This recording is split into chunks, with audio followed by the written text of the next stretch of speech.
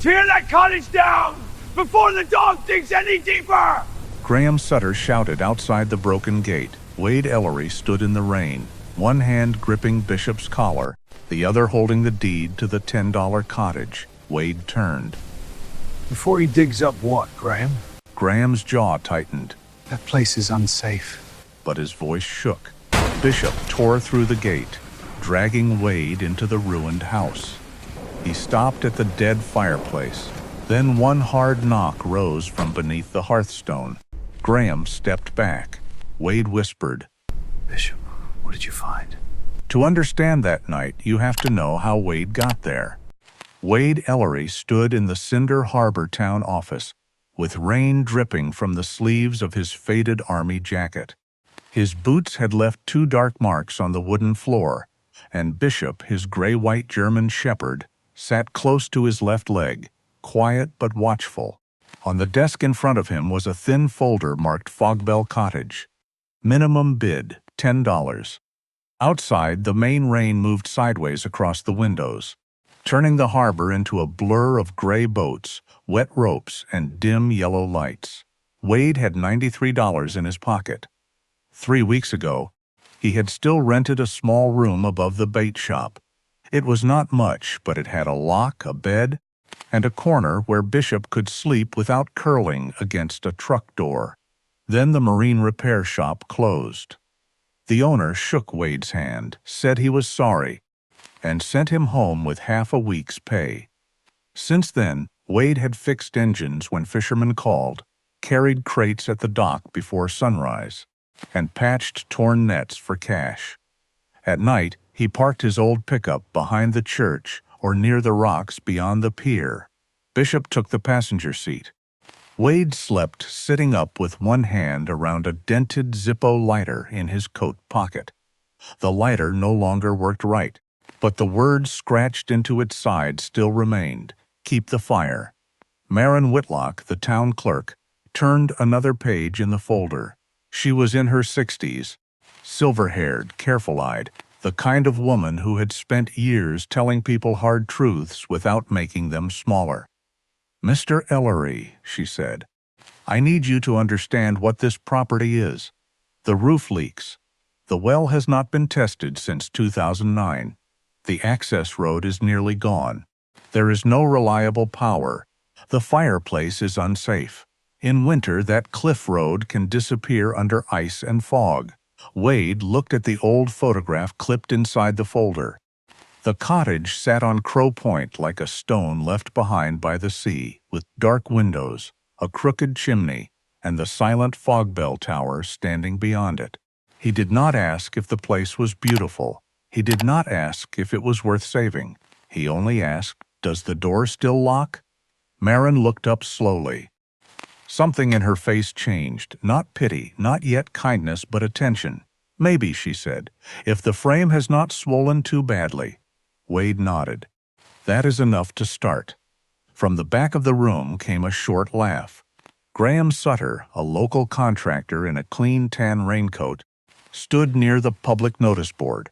He looked at Wade's wet jacket, then at Bishop, then at the folder.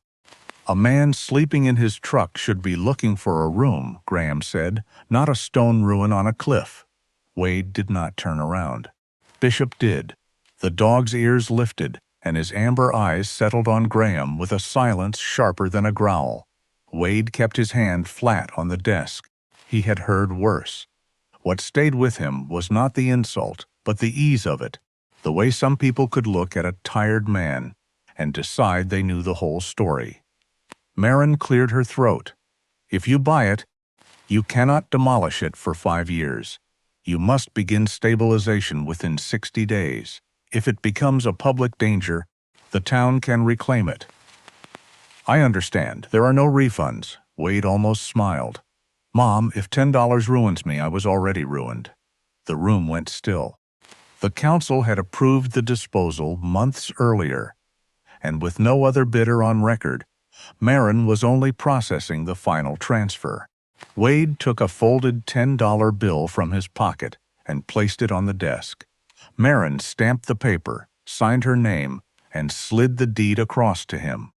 "Then Fogbell Cottage is yours, Mr. Ellery." "Yours?" The word felt strange, too large for a man who had been sleeping behind a steering wheel. Wade folded the paper carefully and tucked it inside his jacket to keep it dry. By late afternoon, he and Bishop were walking the cliff road in the rain.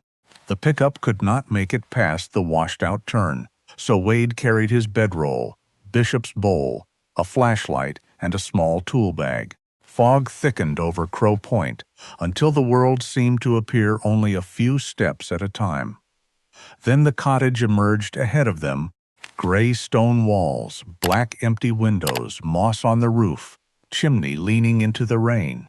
It looked less like a house than a memory that had refused to fall down. Wade stopped at the broken gate. He expected shame or fear. Instead, he felt a small, painful hope, a door, a roof, even a wounded one. A place where Bishop might sleep stretched out instead of folded into the front seat. Wade took one step forward, but Bishop did not move. The German shepherd stood rigid in the rain, ears high, nose toward the cottage. Wade looked at the empty windows. "What is it, boy?" Bishop did not bark. He only stared at the stone house as if something inside it had made a sound too old for Wade to hear. Wade pushed the swollen oak door with his shoulder, and Fogbell Cottage opened with a long, tired groan, as if the house had been holding its breath for years and did not know whether to welcome him or warn him away. The smell came first: damp stone, old ash, sea salt, and wood that had spent too many winters listening to rain. Bishop stepped in before him, slow and careful, his nails clicking softly on the flagstone floor. The cottage was only one large room, smaller than it had looked from outside, with gray stone walls, a broken chair near the corner, a leaning shelf with warped boards, and a roof that showed thin wounds of evening light through missing slate. Water had found its way in more than once. It had darkened the floor in uneven patches and left pale stains down the walls like quiet evidence. Wade stood just inside the door, holding his duffel and tool bag, and let his eyes adjust. He had slept in worse places, but never one that belonged to him. That thought still felt too fragile to touch. At the north wall stood the fireplace. It was larger than he expected, built from heavy stones rounded by weather and time, wide enough that a man could sit inside it if he had to. The opening was black with old soot. Above it, a rough wooden mantel sagged but had not fallen. In front of it lay the hearthstone, a broad slab of dark stone, nearly the color of wet iron, buried under dust, ash, and little curls of dried moss blown down the chimney. It was the strongest thing in the room. Everything else seemed tired, bent or wounded, but the hearth remained cold and waiting. Wade set down his bags and crossed to it. He pulled off one glove and placed his bare palm on the stone. The cold went straight through his skin, sharp enough to make his fingers tighten. Still, he did not pull away at once. A place with a hearth, he thought, was not finished yet. A place built to hold fire could remember warmth, even after years of rain. Bishop circled the hearthstone twice. He lowered his nose to the edge, where the slab met the surrounding flagstones, breathing in short, focused bursts. Then he lay down in front of it, not relaxed, not sleepy, but positioned like a sentry. Wade watched him for a moment. "Mice?" he asked. Bishop did not look back. Wade almost smiled, though the room was too cold for it to last. "Yeah, I hear you. Probably a whole army of them." He spent the next hour making the place safe enough for one night.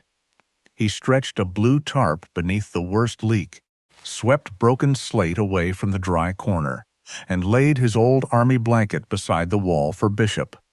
The light faded early behind the fog.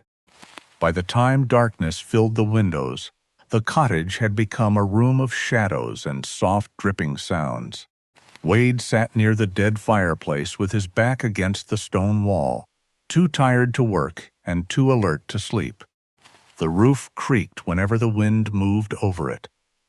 Somewhere outside, the old Fogbell Tower stood silent above the cliff, but the wind found its own bell in every crack of the cottage. Wade took the dented Zippo from his pocket. He turned it in his hand, thumb brushing over the scratched words. "Keep the fire." He flicked it once. A small flame appeared, thin and blue at the base, then died before it could grow. He tried again. The wheel sparked, the wick caught for one breath, and then darkness folded back over his hand. Wade closed the lighter. "Not tonight." "Then," he murmured. Bishop lifted his head. Wade thought the dog had heard his voice, but then Bishop rose all at once, body stiff, ears high. He faced the hearth. No bark came. Only a low sound gathered in his chest, deep and careful. Wade sat forward. The cottage seemed to listen with him. At first there was only rain, wind, and the slow drip near the door. Then it came. A soft knock beneath the hearthstone. Not loud, not dramatic. Just one small sound, like metal shifting against stone somewhere below the floor. Wade held his breath. Silence returned. Bishop did not move. Then came another knock. Fainter this time, but clearer because Wade was waiting for it. He stood slowly, every old instinct in him waking without permission. He crossed to the hearth and placed his palm flat on the stone again. Nothing trembled. Nothing moved. The slab was cold, solid, and heavy beneath his hand. Bishop stepped closer and stared at the left edge of the hearthstone. Wade followed his gaze. Beneath the ash, almost hidden where the dark slab met the floor, was a line too straight to be a crack, a narrow seam. Wade brushed it with his thumb, and old soot came away in a soft black smear. The seam remained. Bishop gave one quiet breath through his nose and did not take his eyes off it. Wade looked around the empty cottage, then back at the hearth. For the first time since he had bought the place, he wondered whether Fogbell Cottage had not been empty at all. Maybe it had only been waiting for someone to hear it. Long before Cinder Harbor learned to look past Wade Ellery, Pennsylvania had known him as the quiet boy from a working street outside Altoona, where the houses were narrow, the porches were patched, and every man seemed to come home with grease under his nails. His father repaired diesel trucks in a garage that smelled of oil and hot metal. His mother worked at a laundry where steam clouded the windows every winter morning. They were not people who spoke often about dreams. They spoke about shifts, bills, weather, and whether a thing could be fixed before it had to be replaced. Wade grew up believing that usefulness was a kind of language. If you could repair an engine, carry your weight, keep your word, or stand steady when others panicked, then you had a place in the world. That was why he joined the Army. He was not chasing medals. He wanted a road with signs on it. He wanted to do something that mattered without having to explain why it mattered. As a combat medic, Wade became the man people called when everything else had become noise. Others remembered smoke, shouting, dust, and the terrible confusion of seconds stretched too thin. They remembered Wade's voice cutting through it, low and clear, telling them to breathe, telling them to hold pressure, telling them to look at him and stay awake. His hands learned to move before fear could reach them. Men bigger and louder than he was trusted those hands. They called him Doc, and in that name there was need, respect, and a place to stand. Coming home took that name away. No one meant to be cruel about it. That was part of what made it harder. People thanked him at gas stations when they saw the old unit patch on his jacket. They bought him coffee once in a while. They said things like, "We appreciate your service," and Wade always nodded because he knew they were trying. But appreciation was not the same as belonging. Outside the Army, nobody called for him at the exact moment they needed him. Nobody moved when he spoke. Nobody knew what his silence meant. The quiet after service settled around him slowly. Not like peace, but like snow on a roof already weak from winter. Bishop came to him through a veteran support program on a rainy Tuesday in Augusta. Wade had gone because a counselor insisted, not because he believed a dog could change what years had carved into him. Other dogs pulled at leashes or sniffed the floor. Bishop did neither. Bishop crossed the room with calm, deliberate steps, stopped in front of Wade, and laid his head on Wade's knee as if he had been looking for that exact place. Wade had not touched another living thing with tenderness in a long time. His hand hovered above the dog's head before resting there. Bishop exhaled, heavy and patient, and something in Wade's chest loosened by one small notch. After that, sleep did not become easy, but it became possible. Then Cinder Harbor's repair shop closed. One handshake, one apology, half a week's pay, and the thin floor beneath Wade's life gave way. Without a steady address, every job became harder to get. Employers looked at the worn boots, the old jacket, the big dog waiting outside, and the hesitation arrived before the answer. They were polite that almost made it worse. Wade did not want pity. What cut deepest was the strange distance between the soldier people honored in speeches and the tired man standing in front of them in the rain. One evening before he bought Fogbell Cottage, Wade sat in his pickup behind the closed bait shed, watching Bishop curl himself tight against the passenger door to stay warm. The harbor lights blurred in the windshield. Wade took the dented Zippo from his pocket and rubbed his thumb over the words scratched into the side. "Keep the fire." The lighter sparked once and failed.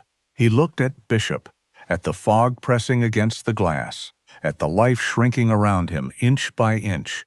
Then he understood that he did not need a miracle. He needed a door, even a damaged one, even one on a $10 cottage no one else wanted. The next morning, Wade walked back into the Cinder Harbor town office, with the deed folded inside his jacket and the smell of wet stone still clinging to his clothes. He had not slept much. Every time he closed his eyes, he heard that small knock beneath the hearthstone again, not loud enough to frighten him, but too deliberate to forget. Bishop waited outside under the awning, watching the street through the rain with the patience of a dog who understood that some doors had to be opened by people. Marin Whitlock looked up from her desk when Wade entered. For a moment she seemed ready to tell him that buyer's regret was not the town's responsibility. But Wade only placed the deed on the counter and asked if there were old records for Fogbell Cottage. Marin studied him, then stood without a word and disappeared into a back room where filing cabinets groaned open and shut. She returned with a folder much thicker than the auction papers. Its edges yellowed, its metal fastener rusted at the corners. "Arthur and Lydia Harrow," she said, setting it down. That was their place before the town got it. Wade opened the folder carefully. The first photograph showed a younger stone cottage, neat and white-trimmed, with smoke rising from the chimney and the Fogbell Tower standing beyond it. Arthur Harrow had worked the Fogbell for years, Marin explained. Back when the harbor still depended on sound as much as light, Arthur kept that bell ready for nights when fog swallowed the cliffs and boats came home blind. Lydia had been a nurse at the Veterans Hospital farther inland. "Quiet woman," Marin said. "Not unfriendly, just private." After Arthur died, Lydia stayed in the cottage alone. She lived there until her health failed in 2009, then spent her final months in a nursing home in Bangor. There were no direct heirs listed, no direct descendants, no immediate family still living. No one came to claim the house, so it passed into town custody through an abandoned property process and sat there, locked, weathering, and slowly becoming a problem people could postpone. Marin paused over one page. "She used to buy more than she needed," she said, almost to herself. "Canned soup, wool blankets, coffee, socks, I remember because folks talked. Not cruelly, exactly. Just the way people talk when they notice something, but don't want the trouble of understanding it. Wade looked at the old photograph again. The chimney had been straight then. The windows had curtains. A house could look ordinary and still be holding a life no one bothered to ask about. Before he could close the folder, the office door opened behind him. Graham Sutter came in with the sharp smell of rain on expensive fabric. He smiled at Marin first, then at Wade, as if finding him there confirmed something disappointing. "Already looking for a way out?" Graham asked. Wade did not answer. Graham placed both hands on the counter and looked at the folder. "That cottage is unsafe, Marin. Everybody knows it. The longer it stands, the more liability the town carries. Crow Point could be useful land if people stopped pretending every old pile of stone was sacred." Marin's face tightened, but she said nothing. Graham turned to Wade. His voice lowered, not kind but smooth. "Listen, Ellery. I can save you the embarrassment. Walk away now, and I will give you a few $100s for your trouble. Enough to get a room for a week. Maybe 2 if you're careful." Wade felt the words land exactly where Graham meant them to land. A few $100s would buy fuel, food, a bed. Maybe one night where Bishop could sleep warm without rain ticking on metal above him. For one small second, need opened its hand inside him. Then something colder closed over it. He had been paid too little for labor, thanked too easily for service, and dismissed too quickly as a problem. He was tired of being bought at a discount. "No," Wade said. Graham blinked. "No, no." "Thank you." The thank you came out quiet, but it was not surrender. It was a door closing that evening. Wade returned to Fogbell Cottage with the old folder wrapped in plastic under his arm. Rain had thinned to mist, and the house waited on Crow Point with its dark windows facing the sea. Inside, the air was colder than outside. Bishop went straight to the fireplace. This time he did not circle. He lowered his head, breathed along the edge of the hearthstone, and scraped one careful paw against the ash. Wade knelt beside him. "Show me." Bishop scraped again. Wade wiped the soot away with his sleeve. Beneath it, the seam appeared clearer than it had the night before. Straight, narrow too, even to be damage. Not a crack, not settling stone. A line made by human hands. Wade pressed his fingers into the edge and felt the faintest give. Not enough to move the slab, but enough to tell him the truth. The hearthstone had not been built only to hold fire. It had been built to open. By morning, the rain had stopped, but Fogbell Cottage still sounded wet. Water ticked from the broken gutter. Wind pressed softly against the stones. The air inside held the cold, gray smell of ash and sea fog. Wade had slept only in pieces, waking each time Bishop shifted near the hearth.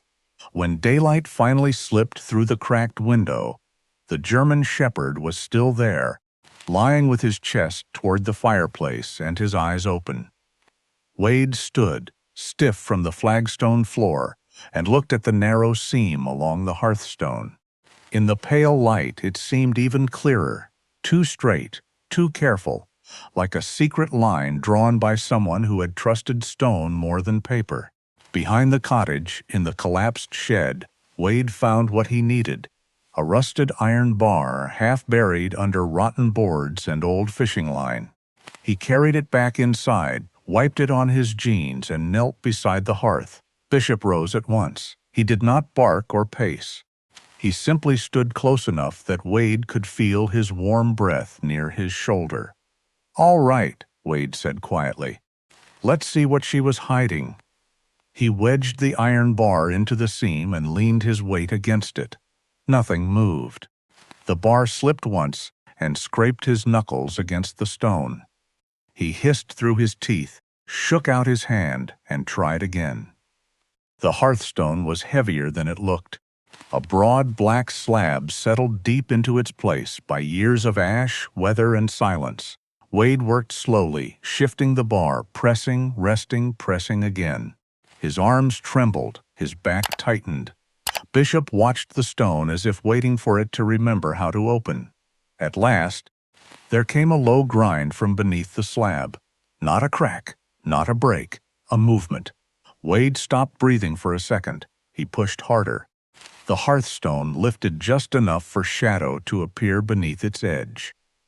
Using a broken piece of wood to brace it, Wade raised the slab another few inches and saw the cavity below. It was not a natural hollow. It was a small rectangular chamber lined with flat stones, dry despite all the years of rain above it. Inside lay a steel box wrapped in dark oilcloth and tied with an old leather strap. Beside it rested a small brass bell, green at the edges with age, shaped like the fogbell outside on the cliff, only small enough to fit in one hand. Wade reached into the chamber carefully. The box was heavier than he expected. He set it on the floor, then lifted the little bell. It gave no ring, only a soft, dull sound when his thumb brushed the rim, but something about it made the room feel less empty. On the lid of the steel box, beneath the oilcloth, were words scratched into the metal. "For the one who comes in from the cold." Wade stared at the sentence until the letters seemed to move inside him. It did not say his name. It did not need to. He had come in from the cold with wet boots, $93, and Bishop still carrying the smell of the truck seat in his coat. He sat back on his heels. Bishop lowered himself beside Wade and placed his muzzle gently on Wade's boot, the way he did when Wade woke from bad dreams and needed to know the room was real. Wade unfastened the leather strap. Inside the box was a leather-bound journal, a yellow envelope thick with old bills, several old municipal bearer bonds folded in wax paper, a faded nurse's badge, a photograph of Lydia Harrow standing beside the Fogbell Tower, another of Lydia Harrow in a wool coat with wind lifting her hair, and a bundle of small paper slips tied with blue thread. Names were written on them. Dozens of names. Wade did not reach for the money first. He took the journal, opened the cover, and found the first page written in careful, slanted handwriting.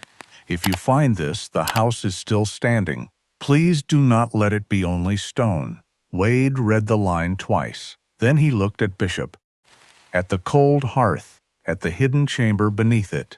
For the first time, the cottage did not feel abandoned. It felt as if someone had been waiting a long time to be heard. Wade read the first page slowly, then turned to the next, careful not to crack the dry spine. The handwriting belonged to someone patient. Every letter leaned slightly to the right, as if Lydia Harrow had written with her body angled toward the fire. Her first entries were ordinary enough to hurt in a quiet way. Weather, groceries, Arthur's cough, the fogbell sounding through a March storm, so thick she could not see the tower from the kitchen window. Then the name Ray appeared. Ray Harrow, her younger brother, a veteran who had come home with a duffel bag, 2 good shirts, and a silence that no one in the family knew how to enter. Lydia wrote that Ray did not starve, did not freeze, did not die because there was no medicine in reach. He died, she believed, because he became convinced there was no room left in the world for the man he had become. Wade stopped there. The cottage seemed colder around him. Bishop lay beside the hearth, chin on his paws, his amber eyes open. Wade knew that kind of sentence, not the exact words, but the shape of it. A man could be alive and still feel himself being quietly removed from every place where people were warm. Lydia wrote that after Ray's death, she could no longer pass a veteran sitting outside a bus station or walking a highway shoulder with a sea bag without seeing her brother's face. At first, she and Arthur did small things: a bowl of soup, a blanket left near the back door, coffee kept hot after dark. Arthur never asked too many questions, only put more wood on the fire and let a man sit until his hands stopped shaking. Later, word must have traveled in the way lonely people carry maps without paper. because strangers began arriving at the end of Crow Point Road on nights when the fog was bad and the cold got under a coat. Lydia did not call it charity. She seemed almost afraid of that word. Charity, she wrote, can make the giver stand too tall and the receiver feel too small. What we offer here must be simpler than that. A chair, a name, a fire, page after page held names, not full histories, not confessions, not records meant for offices, just names and small human details, the kind most people forgot first. Daniel Price, black coffee, fixed the loose hinge. Owen Mercer spoke after 3 days, carpenter by trade. Frank Bell left a brass button on the mantel, would not say why. Samuel Reed slept 12 hours, woke ashamed, thanked Arthur for not watching him sleep. Wade turned the pages with a heaviness in his chest that was not grief exactly, but something close to recognition. Lydia had not written these men down to own their stories. She had written them down so they would not vanish. Near the middle of the journal, a folded note fell into Wade's lap. In it, Lydia explained the money. The envelope held old cash from Arthur's savings, and the municipal bearer bonds were what remained of Lydia's nursing pension after her own needs were met. If their value had held, she guessed it might one day come to about $19,000. Not enough to make a person rich, she wrote. Enough, perhaps, to keep a roof from falling. Enough to buy wood, glass, lime, nails, and time. Enough to help someone who comes in from the cold keep the house standing for the next one. Wade looked toward the yellow envelope in the steel box. He could feel the pull of it, honest and sharp. $19,000 could put him and Bishop in a rented room for months. It could repair the pickup, clear old bills, give him distance from Cinder Harbor and men like Graham Sutter. For a tired man, leaving could look a lot like freedom. But then he read Lydia's final line on the note. The first thing a person needs at the bottom is not advice. It is to hear their name spoken without shame. Wade closed his eyes. In his pocket, the dented Zippo pressed against his thigh. Keep the fire. He took it out and held it in his palm. Across from him, the cold hearth waited, black with years of silence. Bishop lifted his head, watching him as if the dog already knew that the box had not been hidden only to save Wade. It had been hidden to ask something of him. Wade carried the steel box back to town the next morning wrapped in the same oilcloth Lydia had used, with Bishop walking close enough that his shoulder brushed Wade's knee now and then. The harbor was waking slowly under a low ceiling of fog. Men moved along the docks without speaking much, their boots hollow on wet boards. Wade passed them with the box held against his chest, aware of its weight in a way that had little to do with metal. He could have kept it hidden. He knew that. He could have taken the bonds to someone who knew their value, sold what needed selling, fixed the pickup, paid for a room somewhere inland, and left Cinder Harbor before Graham Sutter ever learned what had slept beneath the hearthstone. Nobody expected honesty from a man they already doubted. That was what made the choice feel dangerous. In Marin Whitlock's office, the box sat between Wade, Marin, and Audra Keene, a local attorney with sharp gray eyes, and a voice that made every sentence sound measured before it left her mouth. Audra put on thin gloves, examined the journal, the old municipal bonds, the envelope, the photographs, and the deed. She read Lydia's note twice, then she looked at Wade. Based on the deed and the abandoned estate file, you have the strongest legal claim to the contents, unless a direct heir comes forward with proof. Right now, that owner is you. Marin was quieter than usual. The old nurse's badge lay on the desk near her hand, its enamel dulled but still blue at the edge. There were no direct heirs listed, she said. I checked again this morning. Audra opened another file Marin had pulled from storage. There is something else. Lydia Harrow filed a request in 2008 to have Fogbell Cottage recognized as a community heritage site shortly before her health failed. It was denied. Wade looked up. Why? Audra read the stamped line. Insufficient economic benefit. The words settled in the room like dust. Wade did not get angry. Anger would have been easy, and he was too tired for easy things. He only looked at the journal, at the names Lydia had saved in her careful hand, and asked, a place that kept people alive through cold nights was not benefit enough. Marin's eyes lowered. She did not apologize, not in words. Instead, she copied the full file for him, wrote down the address of a county office that could reopen the historic review, and told him about a storage lot behind the old lighthouse where salvaged slate had been sitting for years under tarps. The town cannot give you money, she said, but those materials are scheduled for disposal, and I can mark them as approved salvage if you sign for what you take. Wade nodded. Thank you. He used the first part of Lydia's money carefully, almost reluctantly. The well was tested. The worst roof leaks were covered. A carpenter from 2 towns over helped him hang a new door at a fair price after seeing Bishop waiting on the porch like a silent inspector. Wade did not turn the cottage fancy. He did not want polished floors or bright paint, or anything that would make the place forget itself. He wanted it dry, he wanted it warm, he wanted the hearth safe enough to hold fire again. Day by day, the cottage changed by inches. Wade scraped old mortar from between stones, mixed lime until his wrists ached, carried slate up the cliff road 2 pieces at a time. Bishop lay on the threshold while Wade worked, sometimes dragging a dropped glove out of the mud, sometimes lifting his head toward the hearth as if listening to Lydia's house breathe again. The town changed more slowly. At first, people only looked. Then someone left split firewood near the gate. Another morning, a paper sack of coffee appeared on the step. A wool blanket, clean and folded, arrived without a note. No one made speeches.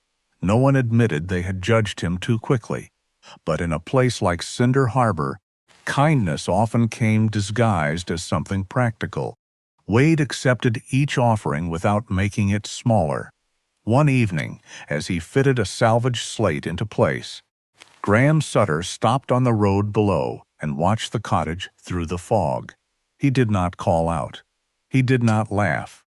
He only stood there long enough for Wade to feel the old pressure returning, the sense that some men could not bear to see a thing they had dismissed begin to stand again.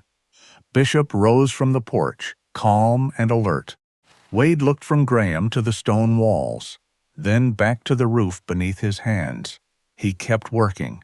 The first fire in Fogbell Cottage did not begin like something grand. It began with Wade Ellery kneeling on the flagstone floor, one sleeve rolled to the elbow, ash on his wrist, and Bishop stretched in front of the hearthstone, as if the dog had been waiting for this exact evening, since the day they found the hidden chamber beneath it. Outside, fog pressed against the windows and softened the cliff road until the world beyond the cottage seemed to have stepped back. Inside, the roof no longer leaked over the north wall. The new door shut cleanly in its frame. The well water had come back safe. The chimney, rebuilt stone by stone, with salvaged brick and patient hands, drew a thin breath upward when Wade placed the first twist of paper beneath the dry kindling. He took the dented Zippo from his pocket. For a moment he only held it. The scratched words on its side caught the weak lamplight. Keep the fire. He had carried that lighter through years when it barely worked, through rented rooms, cheap coffee, closed doors, and nights in the pickup when Bishop's breath fogged the windshield beside him. He had thought he was keeping it out of habit. Now he wondered if habit was just another word for hope that had learned to stay quiet. Wade struck the wheel. The spark caught. A small flame rose, steadier than he expected, blue at the root and gold at the tip. He lowered it to the paper. This time the flame did not die. It crawled through the dry edge, found the kindling, and climbed. The first pop of wood sounded almost too loud in the cottage. Bishop lifted his head, ears forward, then settled again as warmth began to move across the stone. Wade sat back on his heels and watched orange light spread over the walls Lydia Harrow had once known. Over the mantel Arthur had likely touched every morning. Over the hearthstone that had guarded their secret for years. He did not speak. He did not need to. Some moments became smaller when words came near them. The room slowly changed around him. Shadows loosened from the corners. The damp smell gave way to cedar smoke and old stone warming from the inside. Bishop's coat glowed along the edges, each strand lit with copper. Wade reached out and rested one hand on the dog's back. Beneath his palm, Bishop breathed deep and even. It was the first time in months the dog had not slept ready to wake. Later, Wade placed Lydia's journal on the mantel, beside the faded nurse's badge and the small brass bell from the hidden chamber. He had not covered the chamber and pretended it was never there. Instead, he built a clean wooden lid for it, strong and simple, so it could remain part of the house without being a wound in the floor. A memory did not have to stay buried to stay sacred. That night, Wade opened the final blank pages of Lydia's journal and wrote with a borrowed pen. Roof held through first hard rain, well-cleared door locks. Bishop slept beside the hearth. He paused, then added one more line. Fire returned. He did not write that he was saved. He did not trust that kind of sentence yet, but he trusted the fire in front of him, the dog at his feet, and the cottage standing around them. Near dusk the next day, Graham Sutter came up the cliff road and stopped outside the gate. He looked at the repaired roof, the smoke rising from the chimney, and the clean glass in the front window. "You know," Graham said, "this place is worth more now. You could sell while people still care." Wade stood on the threshold with Bishop beside him. The old anger did not rise the way it once might have.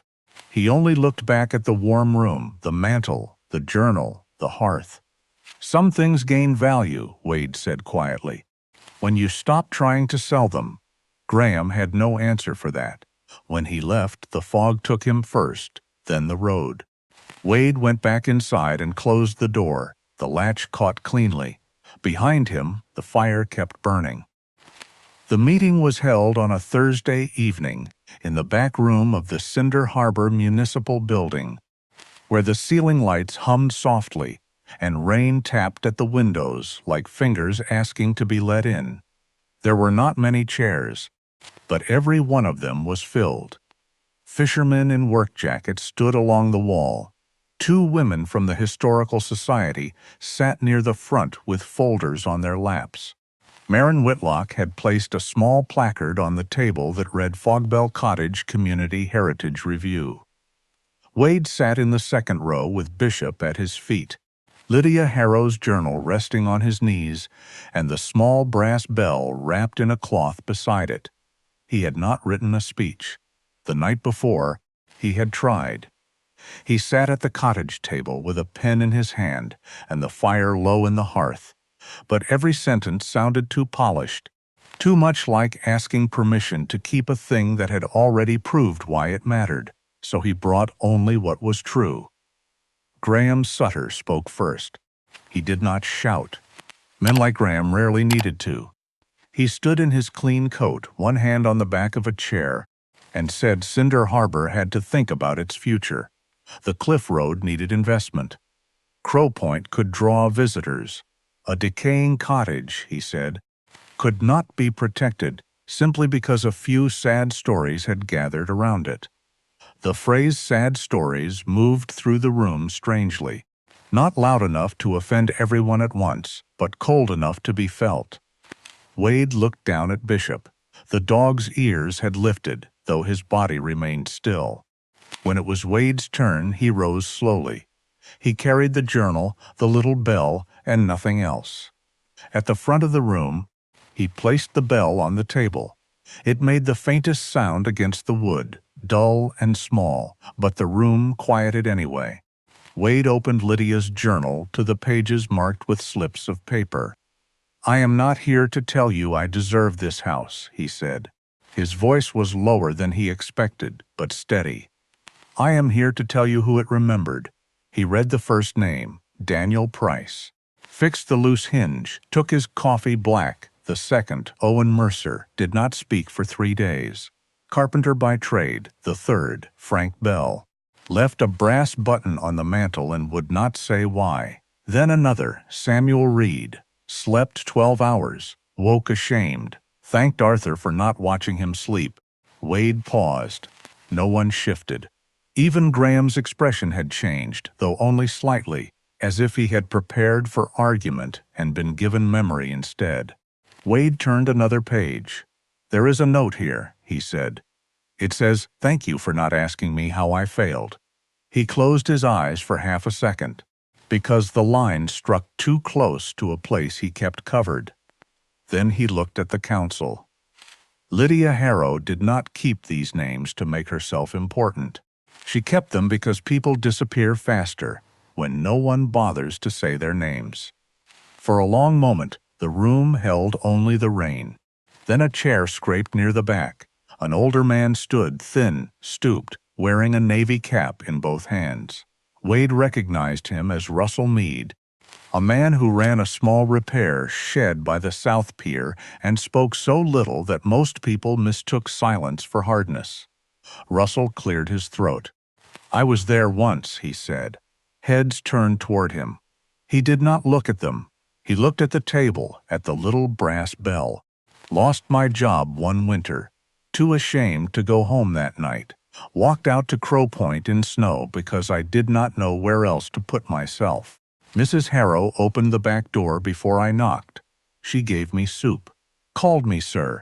Never asked what I had done wrong." His voice thinned, but did not break. "That night, I did not need saving from the cold as much as I needed saving from the feeling that I was no longer a man worth respecting." No one spoke after that. Something had shifted beyond vote counts and property lines. Fogbell Cottage was no longer a ruin in the abstract. It had become a room where someone's shame had been met with soup, fire, and a name. When the council voted, Marin read the decision in a careful voice.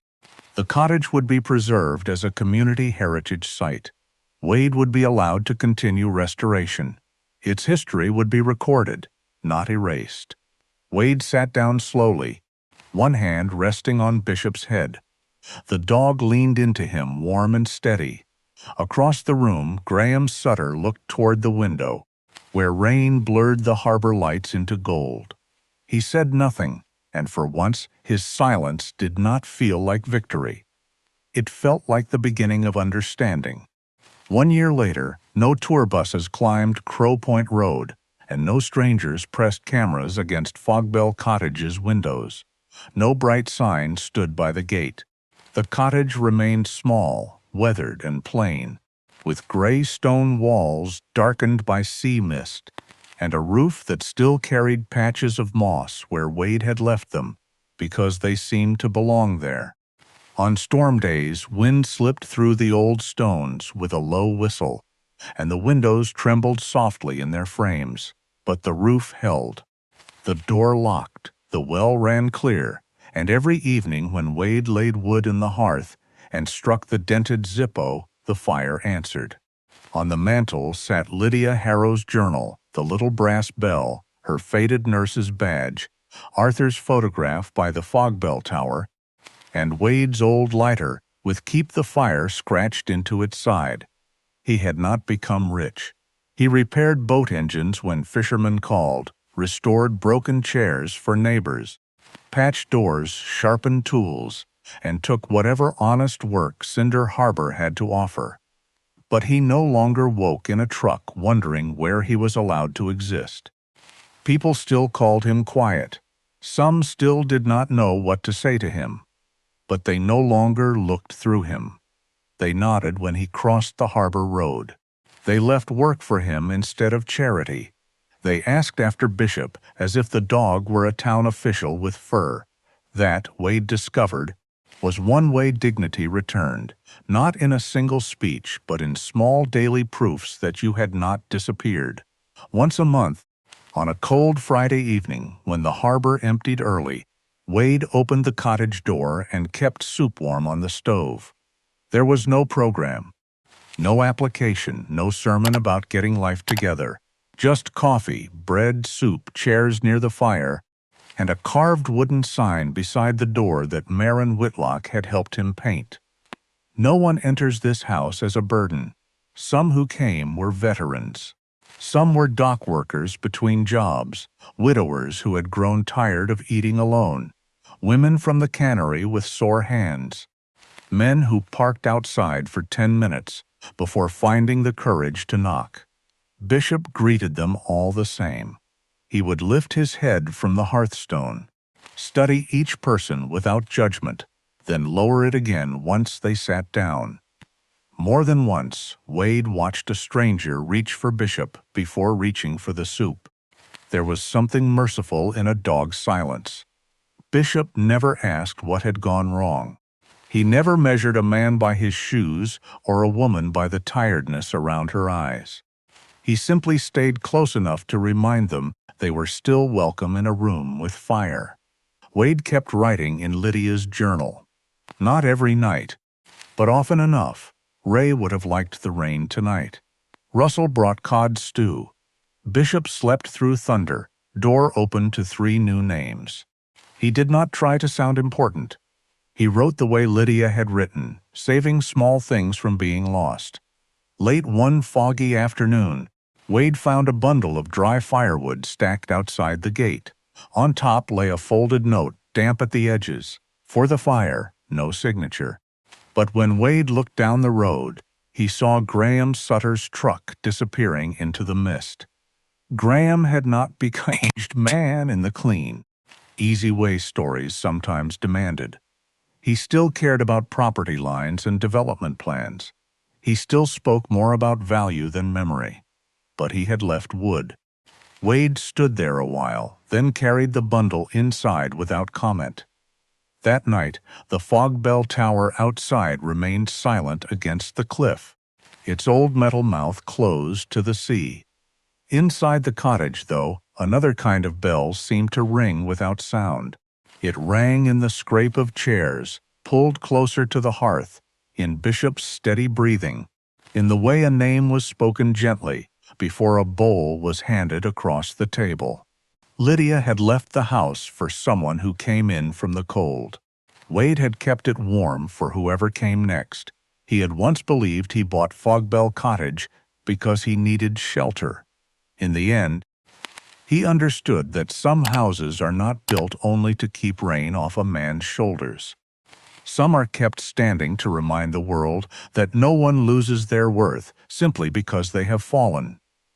If Wade and Bishop's story stayed with you, please like and subscribe for more stories about loyalty, courage, and second chances. Tell us in the comments which moment hit you hardest and where you are watching from.